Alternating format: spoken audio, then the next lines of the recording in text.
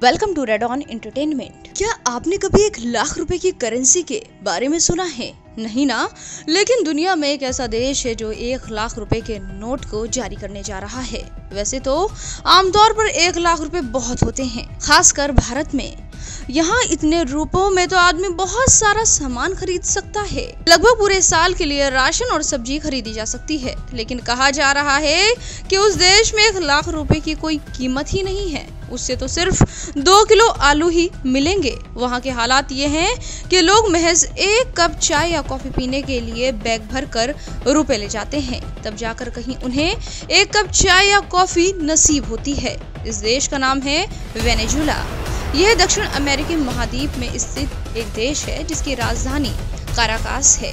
Venezuela कभी बेहद अमीर देश हुआ करता था, लेकिन आज इस देश की करेंसी की कीमत रद्दी के बराबर हो गई है। अब इस दिक्कत को दूर करने के लिए वेनेजुएला की सरकार एक बार फिर बड़ा नोट जारी करने जा रही है। ब्लूमबर्ग की रिपोर्ट के मुताबिक कैश की किल्लत के चलते वेनेजुएला बैंक नोट पेपर भी बाहर से मंगा रहा है। वेनेजुएला का केंद्रीय बैंक अब 1,00,000 बोलियर का नोट जारी करने जा रहा है। ये अब तक का सबसे बड़े मूल्य का नोट होगा। हालांकि 1,00,000 बोलीवर के नोट की कीमत सिर्फ $0.23 ही होगी, यानी कि इससे केवल 2 किलो आलू ही खरीदे जा सकते हैं और आधा किलो चावल। कभी जमाने में तेल के कारोबार की बदौलत संपन्न देशों में शुमार वेनेजुएला इन दिनों बेहद बुरे दौर से गुजर रहा है। हालात इतने खराब चल रहे हैं कि लोगों के भूखे मरने की नौबत आ गई है। आलू प्याज जैसी चीजों के लिए भी लोगों को बैग भर कर नोट लेकर चलना पड़ रहा है। सरकार इस बात को ध्यान में रखते हुए 1,00,000 रुपए के नोट को छापने जा रही है, जबकि आर्थिक सुधारने और महंगाई कम करने को लेकर उनकी कोई भी योजना फिलहाल तो कोई नजर नहीं आ रही है। जानिए कैसे हुआ वेनेजुएला का इतना बुरा हाल। कोरोना महामारी ने दुनिया के तमाम देशों की अर्थव्यवस्था को पटरी से उतार दिया है। वेनेजुएला भी इसी की मार झेल रहा है। इसके अलावा तेल से मिलने वाले पैसों के खत्म होने और भ्रष्टाचार पर अंकुश नहीं लगा पाना भी उसकी बदहाली स्थिति का प्रमुख कारण है। आशंका जताई जा रही है कि साल के अंत तक वेनेजुएला की अर्थव्यवस्था में करीब 20% की गिरावट दर्ज की जाएगी, यानी कि आने वाले दिनों में हालत और भी बद से बदतर होंगे। एक रिपोर्ट बताती है कि वेनेजुएला में लगभग 7 लाख लोगों के पास 2 वक्त का खाना तक नहीं है और वो भूखे सोने को मजबूर हैं।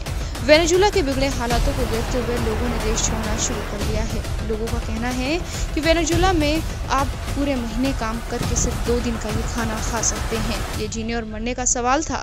या तो हम देश छोड़ते या फिर भूख से मर जाते, इसीलिए हमने देश छोड़ना ही बेहतर समझा। तो वहीं वेनेजुएला इस बदतर हालत पर वेनेजुएला के राष्ट्रपति मदुरो अपने देश के आर्थिक खस्ता हालत के लिए ओपेक देशों के प्रतिबंधों को जिम्मेदार ठहरा रहे हैं। उनका कहना है कि तेल उत्पादक देशों की वजह से ही उनके देश की बुरी हालत हुई है।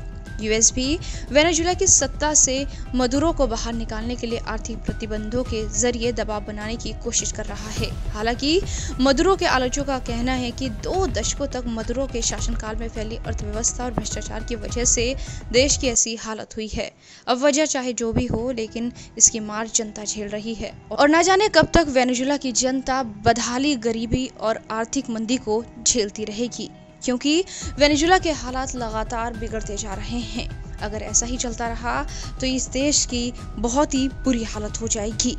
अगर आपके पास भी वेनेजुएला से जुड़ी हुई कोई जानकारी है तो उसे कमेंट बॉक्स में ज़रूर शेयर करें। इसके साथ ही हमारे चैनल रेड ऑन एंटरटेनमेंट को शेयर करें, लाइक करें और सब्सक्राइब करें।